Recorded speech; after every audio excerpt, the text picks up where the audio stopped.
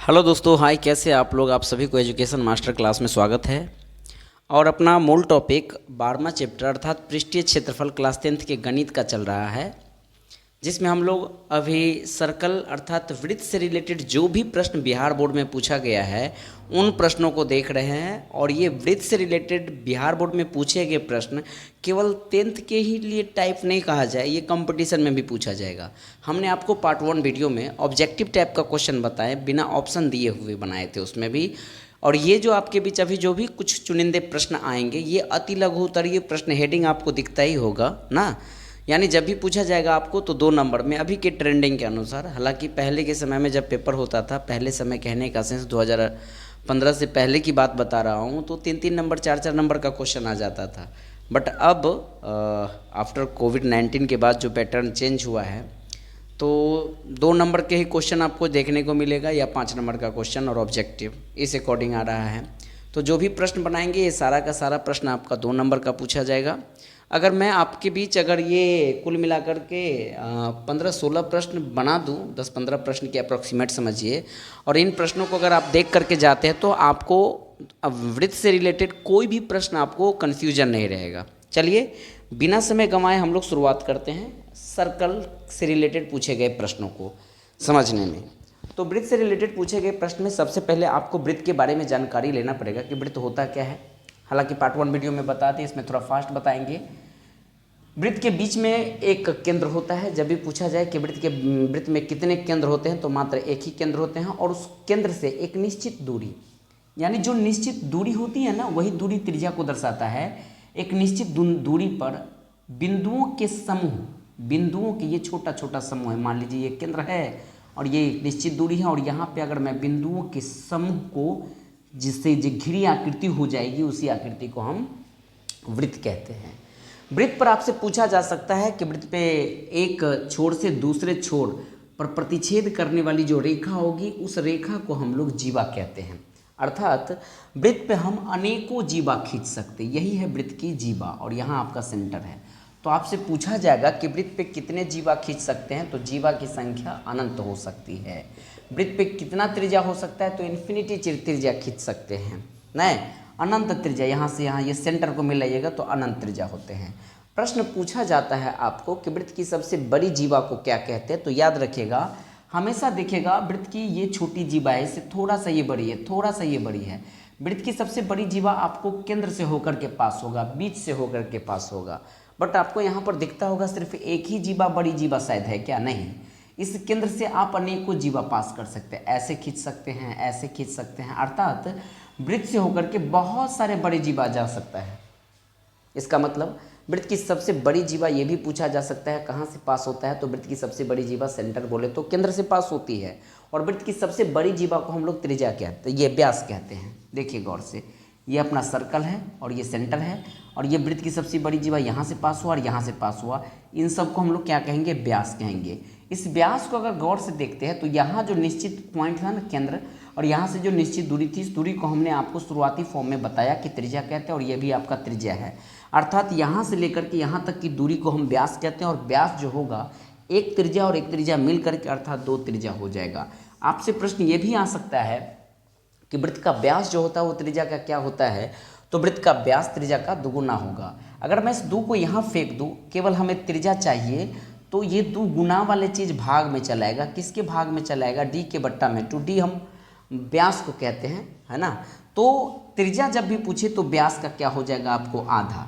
जब भी आपके परीक्षा में इससे रिलेटेड ऑब्जेक्टिव आवे तो आप बना सकते हैं कि वृत्त का व्यास त्रिज्या का क्या होता है, तो वृत्त का व्यास त्रिज्या का दुगुनी, बट वृत्त का त्रिज्या व्यास का क्या होता है, तो आधा होता है। अब वृत्त से रिलेटेड 2-3 फॉर्मूला और आता है कि वृत्त की परिधि क्या कहते हैं। जब भी आपसे परिधि की बात किया जाएगा, परिधि का मतलब इस वृत्त के चारों तरफ जितना आपका मतलब ये दूरी होगी, इस दूरी को परिधि कहते हैं, और परिधि का फॉर्मूला होता है 2πr। ठीक है, जहाँ पाई पूछा जाए नंबर सिस्टम में, पाई कौन सी संख्या? अपरिमेय संख्या, बट पाई की वैल्यू जो होता है 22/7 ये परिमेय संख्या होती है। और कभी कभी पाई का मान जब आपके क्वेश्चन में दे दिया जाए तो आप ऐसे लिख सकते हैं 3.14 भी लिया जाता है। ठीक है, अब ये परिधि हो गया। वृत्त की क्षेत्रफल की अगर बात करूँ तो वृत्त का क्षेत्रफल हो जाएगा आपको पाई आर स्क्वायर। इसी वृत्त से रिलेटेड बात थोड़ा सा और मैं वृत्त की ओर चलता हूँ, एक और वैरायटी का वृत्त आपको दिखाता हूँ। इस प्रश्न में कहीं पर देखिएगा आपको वलय से रिलेटेड बात आया है। वलय चलो बाद में देख लेते हैं, मैं अर्धवृत्त की कहानी पहले बताता हूँ। वृत्त के आधे भाग को हम अर्धवृत्त कहते हैं। जैसे कि वृत्त की टोटल जो लंबाई थी ना ये वाली, इसको परिधि आप बोले थे सर कि 2 पाई आर होता है, लेकिन आधे भाग को क्या कहोगे, 2 पाई आर का आधा, तो 2 पाई आर का आधा सिर्फ पाई आर होगा। ये वाली दूरी कितना हो जाएगा, पाई आर बोले तो 2 पाई आर को मैं आधा कर दूँ तो केवल पाई आर होगा, अर्थात यहाँ से यहाँ तक की दूरी आपका पाई आर हो जाएगा। लेकिन इस अर्धवृत्त में 2 प्रकार की परिधि आपको नजर आएगा, एक कुल परिधि और एक सिर्फ परिधि लिखा रहेगा। जब सिर्फ परिधि लिखा रहे तो आप समझिए सिर्फ हमें पाई आर पर बना लेना है। लेकिन जब इसी प्रश्न में अर्धवृत्त में धोखा से भी ये कुल परिमाप आ जाए, कुल परिणाम आ जाए, कुल परिधि लिखा रहे तो कुल परिधि का फॉर्मूला चेंज हो जाएगा। कहने का सेंस यहाँ से यहाँ तक का पार्ट, जैसे मैंने आपको पाई आर बताया और ये सेंटर है, यहाँ से यहाँ तक की दूरी आर है, फिर यहाँ से यहाँ तक की दूरी आर है, एक आर, ये टोटल ना हो जाएगा जी तक कितना हो जाएगा, 2 आर हो जाएगा। ऑप्शन में इस अंदाज में भी फॉर्मूला रह सकता है, हो सके दोनों में आर कॉमन ले रहे हैं तो कॉमन लेकर के भी आपका ऑप्शन हो सकता है। इससे अगर मैं आर कॉमन ले लिया तो इसमें आपको पाई बच जाएगा, यहाँ 2 जाएगा। इस फॉर्म में भी आपका परिधि नजर आ सकता है, कुल परिमाप। हो सके इस ऑप्शन को और ऑपरेशन कीजिएगा तो पाई का वैल्यू कितना हो जाएगा, 22/7। यहाँ आपका रेडियस है कॉमन में तो रेडियस रखिए +2, भिन्न पर का जोड़ कर दीजिए। नंगड़ा भिन्न तरीका से कर देते हैं। नंगड़ा भिन्न देखिए कैसे करते हैं, 7 और 2 को गुणेट दीजिए, 7 दूना 14, देखिए 7 दूना 14, 14 में 22 जोड़ दीजिए 36/7। यानी आपके ऑप्शन में 36/7 आर भी लिखा रहे तो ये अर्धवृत्त का कुल परिमाप है। आई होप कि अर्धवृत्त के कुल परिमाप को समझे। यहीं पर अर्धवृत्त का अगर क्षेत्रफल की बात करूं, आपसे पूछ दे कि अर्धवृत्त का क्षेत्रफल क्या होगा, जिस तरीके से वृत्त के क्षेत्रफल होता है पाई आर स्क्वायर, वैसे ही अर्धवृत्त का क्षेत्रफल हो जाएगा पाई आर स्क्वायर बट्टा 2, बोले तो वृत्त के क्षेत्रफल का आधा हो जाएगा। इसका स्क्रीनशॉट लेना है तो लीजिए। अब हम बढ़ते हैं, एक छोटा सा टॉपिक है अपना वलय। वलय किसको कहते हैं इनके बारे में समझ लेते हैं। वलय कहने का सेंस होता है, वलय उस पार्ट को कहते हैं एक बड़े वृत्त के अंदर छोटे वृत्त होती है, उनके बीच घिरी आकृति को हम वलय कहते हैं। कहने का सेंस ये मान लीजिए अपना छोटा वृत्त है और एक बड़ा वृत्त है, दोनों का सेंटर एक ही है, तो एक केंद्र से यहाँ तक की दूरी को हम स्मॉल आर मानेंगे और यहाँ तक की दूरी को कैपिटल आर मान लेंगे। और वलय का क्षेत्र जो होगा वो ये वाले पार्ट होगा, जिसको हम रंगीन कर दिया, मान लो ये रंगीन वाला क्षेत्र हो जाएगा। यहीं पर आपसे पूछ लिया जाए कि वलय का क्षेत्रफल क्या होगा, तो याद रखिएगा वलय का क्षेत्रफल, ये पूरे रोटी में से छोटे वाले रोटी को हटा दीजिए, अर्थात पूरा रोटी देखने का कैसा लग रहा है, बड़ा वृत्त का क्षेत्रफल। और बड़े वृत्त का क्षेत्रफल हम इस अंदाज में लिख सकते हैं पाई आर स्क्वायर, क्योंकि बड़े वृत्त की रेडियस हम कैपिटल आर माने हैं और छोटे वृत्त की रेडियस स्मॉल आर माने, उसमें से आप छोटे वृत्त के क्षेत्रफल को घटा दीजिए। या तो इस फॉर्म में लिखा रहेगा आपका फॉर्मूला, या पाई कॉमन ले लीजिएगा तो ये हो जाएगा capital R square minus small R square, या इसको और ऑपरेट करके ले जाइएगा तो ये हो जाएगा capital R plus small R into capital R minus small R. ये हो जाएगा आपको वलय का क्षेत्रफल। अगर वलय की परिधि की बात करूँ तो परिधि क्या हो जाएगा, यानी टोटल बड़े वृत्त का परिधि क्या है, तो बड़े वृत्त का परिधि 2 पाई आर में से छोटे वृत्त की परिधि अर्थात 2 पाई आर को घटा दीजिएगा। दोनों में से अगर मैं कॉमन ले लूँ तो ये हो जाएगा capital R minus small R. तो ये परिधि को दर्शाता है और ये क्षेत्रफल को दर्शाता है। 3 फॉर्म में, या तो ऐसे ऑप्शन में रह सकता है, ऐसे रह सकता है, या ऐसे रह सकता है, इससे ज़्यादा कोई ऑपरेट नहीं करके दिखाएगा। हाँ, पाई का वैल्यू भले ही 22/7 आपको बैठा के दिखा दिया जाए। अब हम बढ़ते हैं क्वेश्चन की ओर। सबसे पहला प्रश्न आपको जो कह रहा है उनको स्टडी कीजिए। क्वेश्चन कह रहा है कि एक साइकिल 5000 चक्करों में 11 किलोमीटर की दूरी तय करती है। साइकिल कहने का सेंस, साइकिल का जो पहिया होता है वो भी वृत्त आकार की होती है, और वह जहाँ पे भालपिन होता है अगर वहाँ से नीचे ज़मीन पे सटा दीजिए और उसको उल्टाते जाइए, जब जाइएगा तो जितना दूर फिर से भालपिन ऊपर आने के बाद फिर से जहाँ पे जाकर फिर नीचे आएगा, वहाँ से वहाँ तक की दूरी वो उसकी परिधि को दर्शाएगा। अर्थात उस रीम को अगर मैं तोड़ दूँ, काट दूँ और उसको सीधा नमरा दूँ तो वह भी दूरी उतना ही को दर्शाएगा।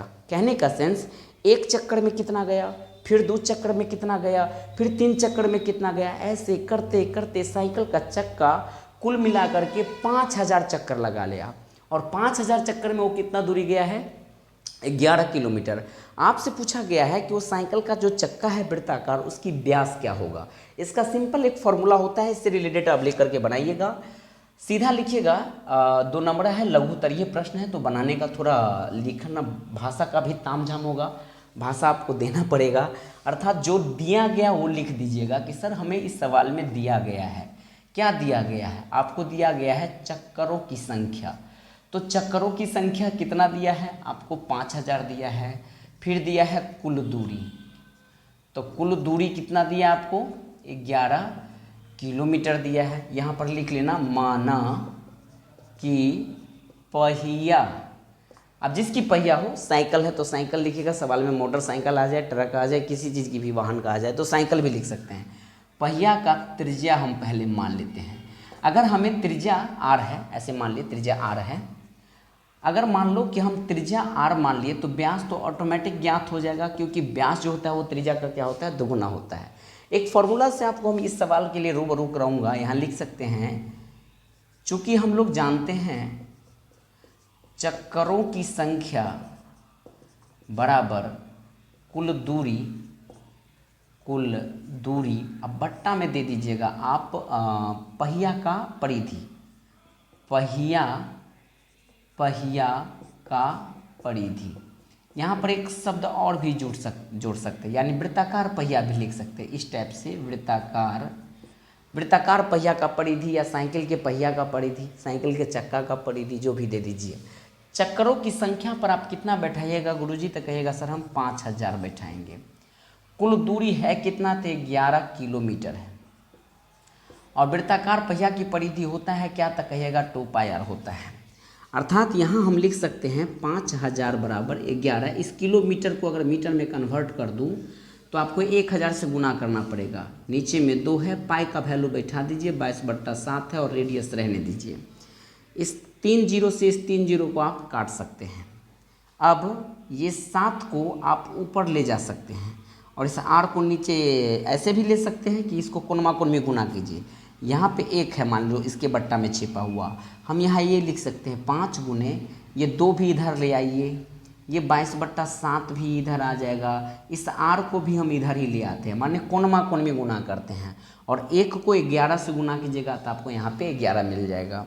इस 11 को भी आप काट सकते हैं। कैसे काटेंगे सर, 11 कहीं 11 और 11 दूना 22।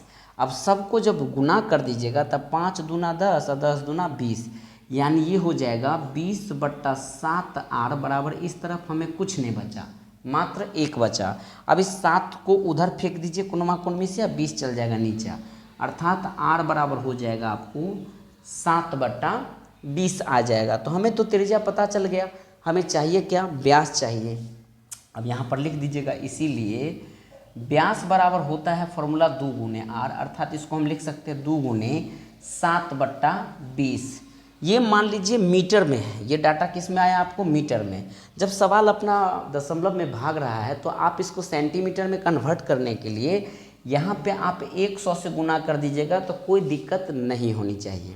अर्थात इस 20 से 100 में भाग, अब तो ये सेंटीमीटर में आ गया, 20 से 100 में भाग दीजिएगा तो कहिए 5 मरतबा में कट जाएगा, और सबको गुना कर दीजिए तो 5 दूना 10 और 10 सत्ते 70, अर्थात ये 70 सेंटीमीटर इसका व्यास आ जाएगा। सेंटीमीटर में क्यों कन्वर्ट करना पड़ा, क्योंकि अपना डाटा दशमलव में भाग रहा था, और आपका आंसर देखिएगा बिहार बोर्ड में सेंटीमीटर में दिया रहता है। हालांकि दोनों फॉर्म में रहते हैं, आप कोई भी फॉर्म में बना के लाइएगा। यहाँ पे ये नहीं लिखा है आपको कि मीटर में हमें त्रिज्या चाहिए या सेंटीमीटर में। हाँ, ऑप्शन में ऑब्जेक्टिव बेस्ड, इसका स्क्रीन तो सब तक लिखिए। ऑप्शन में आपको सेंटीमीटर में दिया रहेगा तो तोड़ना पड़ेगा सेंटीमीटर में, या मीटर में दिया रहेगा तो मीटर पर ही लेना पड़ेगा। अति लघुत्तरीय प्रश्न, इसका दोनों फॉर्म में आप आंसर दे सकते हैं। ठीक है, आई होप कि आप पहले प्रश्न को अच्छे से समझे होंगे।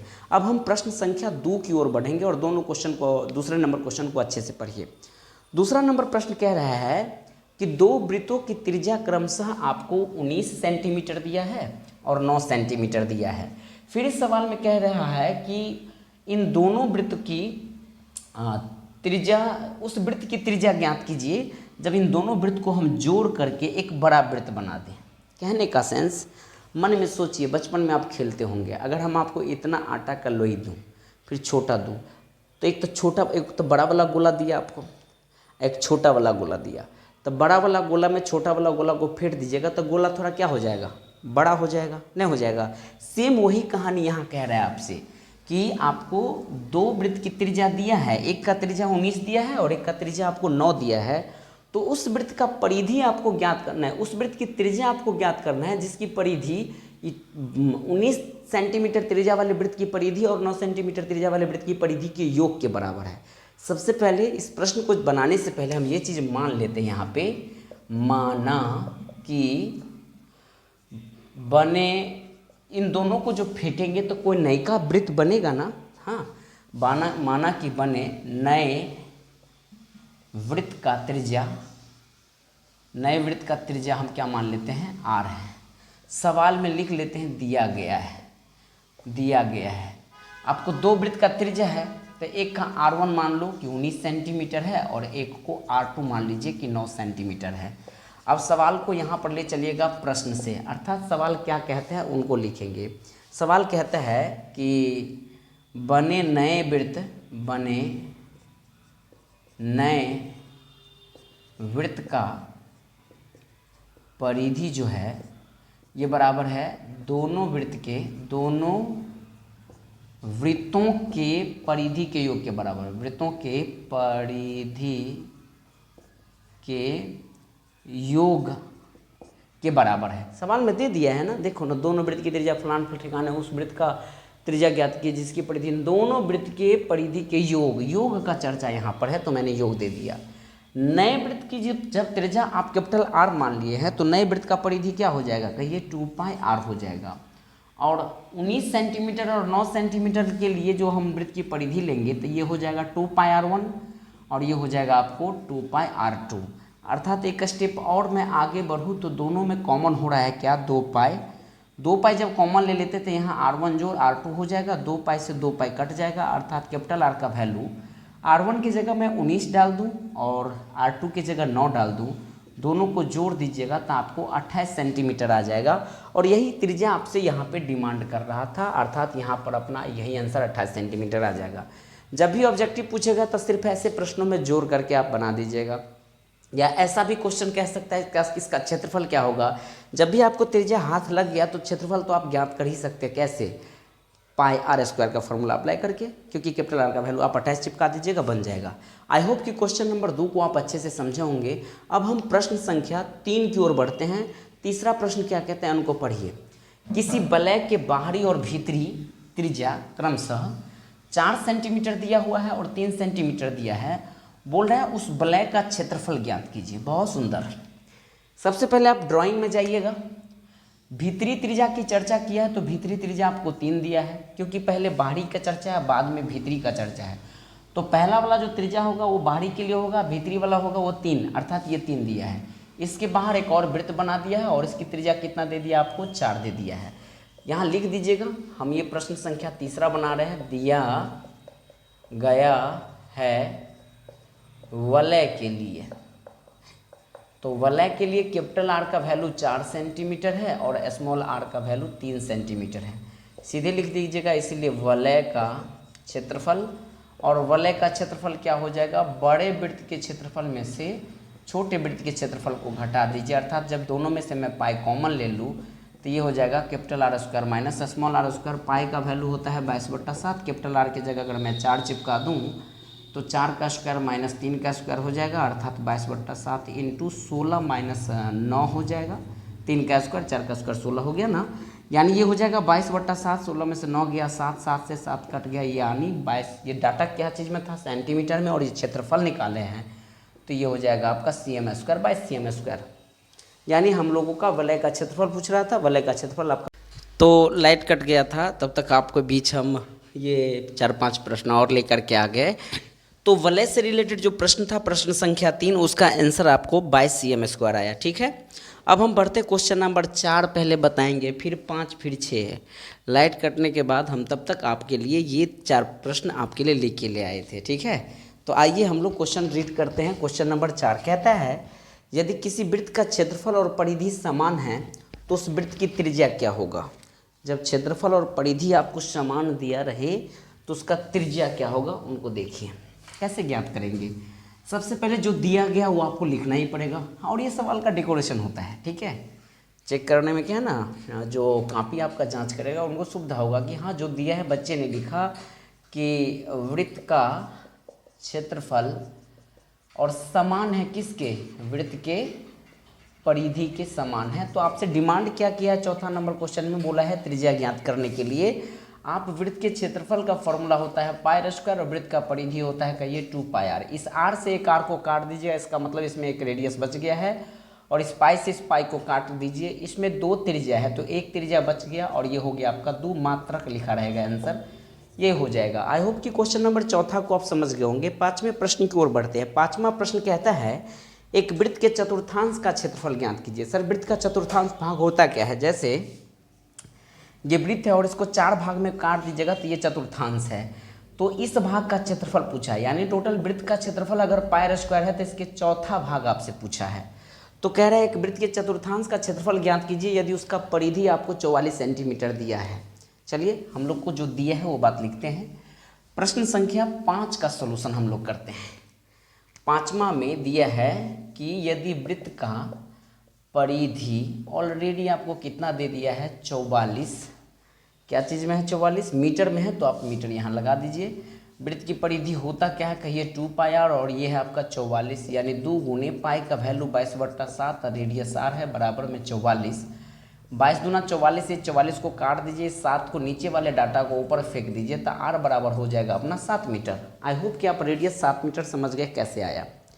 अब इस प्रश्न में कह रहा है आपको चतुर्थांश का क्षेत्रफल। चतुर्थांश कहने का सेंस यहाँ लिख सकते हैं हम लोग वृत्त के चतुर्थांश का क्षेत्रफल होता क्या है कहिए पाई स्क्वायर 1/4 कर दीजिए, यानी वृत्त के क्षेत्रफल का चौथा भाग अर्थात 1/4 दे दीजिए। पाई का वैल्यू ऑलरेडी 22/7 होता है और रेडियस आपको 7 दिया है तो 7 को 2 बार गुणेट दीजिए। इस 7 से ये 7 कट जाएगा, 11 दूना 22, 11 और 7 को गुना कर दीजिए 77, और 2 से 4 को भी काट दीजिएगा तभी तो 11 दूना 22 हुआ, यानी 77/2। अगर इसको देखा जाए तो 38 आपका 5 cm स्क्वायर आपका आंसर आ जाएगा, ठीक है, जब इसको डिवाइड कीजिएगा तो। आई होप प्रश्न संख्या 5 को भी आप समझे। चतुर्थांश का बोला क्षेत्रफल निकल गया। 6ठा क्वेश्चन कह रहा है एक अर्धवृत्ताकार पार्क का क्षेत्रफल ज्ञात कीजिए जिसका आपका परिमाप 360 है। तो अर्धवृत्ताकार पार्क बनाइए।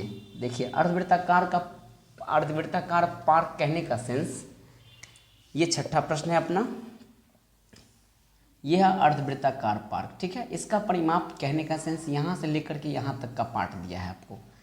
परिमाप कितना दे दिया आपको 360 मीटर। लिखेंगे दिया गया है अर्धवृत्ताकार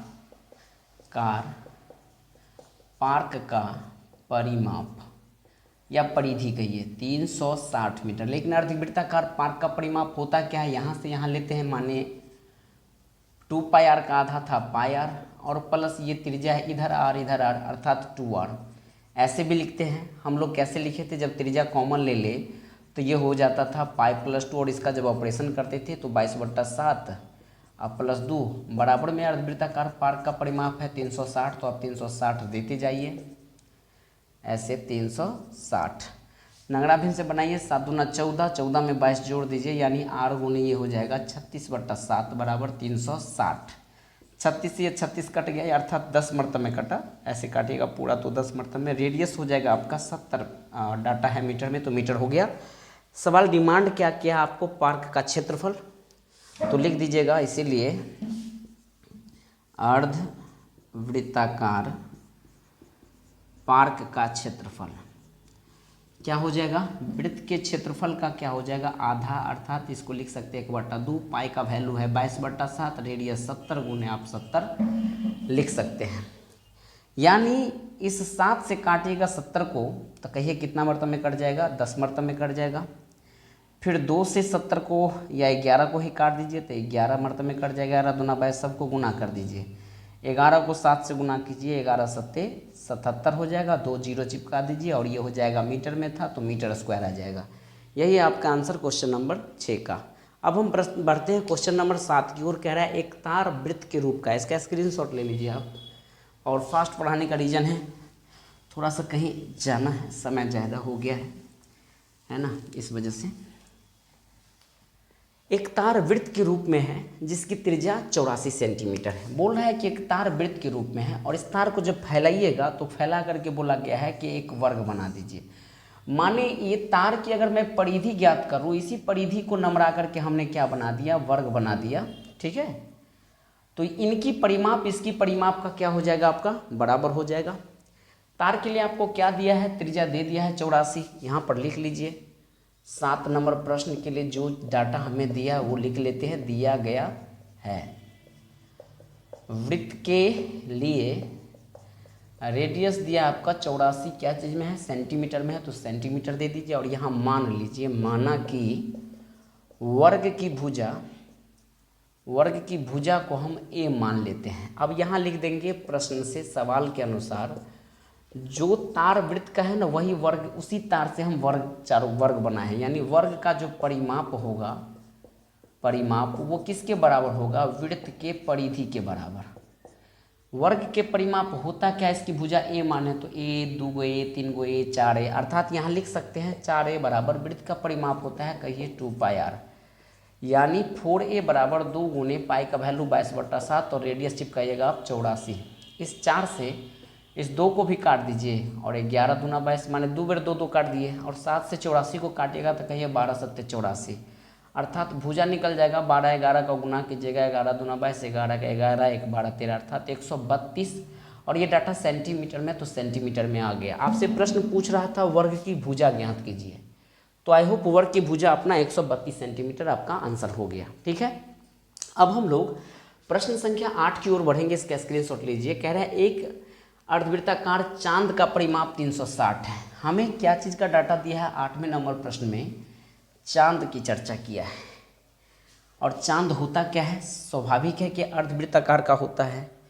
ये अर्धवृत्ताकार आपका चांद है। इस चांद का टोटल परिमाप आपको कितना दिया है, 36 सेंटीमीटर है। और ऐसा प्रश्न हम लोग देखे भी है, कहाँ, तो 6ठे नंबर प्रश्न में। तो जो दिया है वो दे दीजिए। दिया गया है अर्धवृत्ताकार चांद का परिमाप दिया है 36 सेंटीमीटर। लेकिन अर्धवृत्ताकार चांद का परिमाप होता क्या है, कहिए 36/7r। चांद का परिमाप इसका ऑपरेशन करके बनाए थे, कैसे आता है, बराबर में आपका 36 है तो 36 दीजिए, 36 से 36 कट गया, रेडियस हो जाएगा आपको 7 सेंटीमीटर, डाटा सेंटीमीटर में था तो 7 सेंटीमीटर आ गया।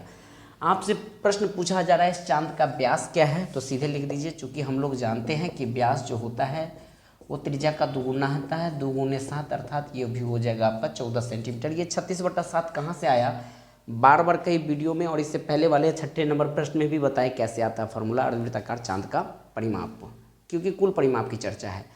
9वां नंबर प्रश्न कह रहा है एक अर्धवृत्ताकार खेत का व्यास आपको 14 सेंटीमीटर दिया है। जो दिया है वो लिख लीजिए। व्यास कितना दिया है, यानी यहाँ से यहाँ डाटा आपको 14 सेंटीमीटर दिया है, लिख दीजिएगा।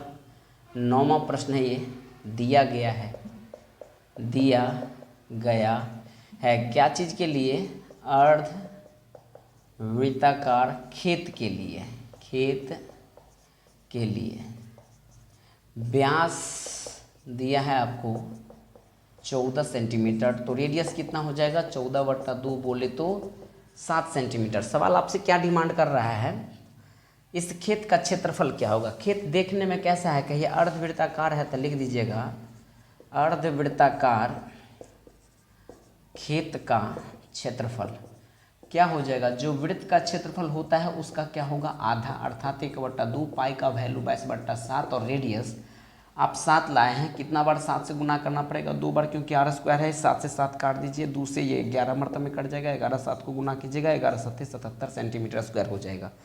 इसका स्क्रीनशॉट ले लीजिए। और लास्ट प्रश्न है आपका 10वां, 2 वृत्तों के क्षेत्रफल का अनुपात इस बार दिया है, तो आपसे त्रिज्या का अनुपात या परिधि का अनुपात कुछ भी पूछ सकता है, नहीं, तो जो दिया है वो लिख दीजिएगा आप। यानी लास्ट क्वेश्चन है अपना, लिखेंगे पहली वृत्त का क्षेत्रफल, पहली वृत्त का क्षेत्रफल बट्टा में दूसरी वृत्त का क्षेत्रफल, अनुपात कितना दिया है, 4:25। अनुपात का मतलब बट्टा होता है। पहली वृत्त की अगर क्षेत्रफल की बात करो तो हम इसको पाई r का स्क्वायर कर सकते हैं, और इसके लिए पाई r2 का स्क्वायर, क्योंकि 2 वृत्त है तो दोनों का रेडियस अलग अलग लेना पड़ेगा हमें। 4 क्या हो जाएगा 25, पाई से पाई कट गया। दोनों स्क्वायर को अगर मैं इस फॉर्म में लिख दूँ, एक ही स्क्वायर बना लूँ और इस 4/25 को अगर 2/5 का स्क्वायर कर लूँ तो कोई दिक्कत नहीं होना चाहिए, क्योंकि बात बराबर है। 2 का स्क्वायर 4 है और 5 का स्क्वायर कितना है आपका 25 है। इस स्क्वायर से स्क्वायर कट गया, अर्थात R1/R2 बराबर 2/5। आपसे त्रिज्या डिमांड किया था R1/R2, तो ये हो जाएगा 2/5। अब परिधि भी पूछता तो इतना ही आता है आंसर। आई होप कि 10 प्रश्नों को आप देख लिए होंगे। वृत्त से रिलेटेड जितना भी आपका अति लघु उत्तरीय या लघु उत्तरीय प्रश्न 2 नंबर का जो पूछता है वो आपको इसी वैरायटी का था। अब जो आपके बीच आएगा प्रश्न वो त्रिज्यखंड से रिलेटेड और वृत्तखंड से रिलेटेड आएगा, ठीक है। उसके बाद हम घनघना में प्रवेश करेंगे और समय इशारा कर रहा है हमें दूसरे जगह जाने का, तो लेते हैं विदा आप सभी से। तब तक के लिए आप सभी को good day, take care, all the best.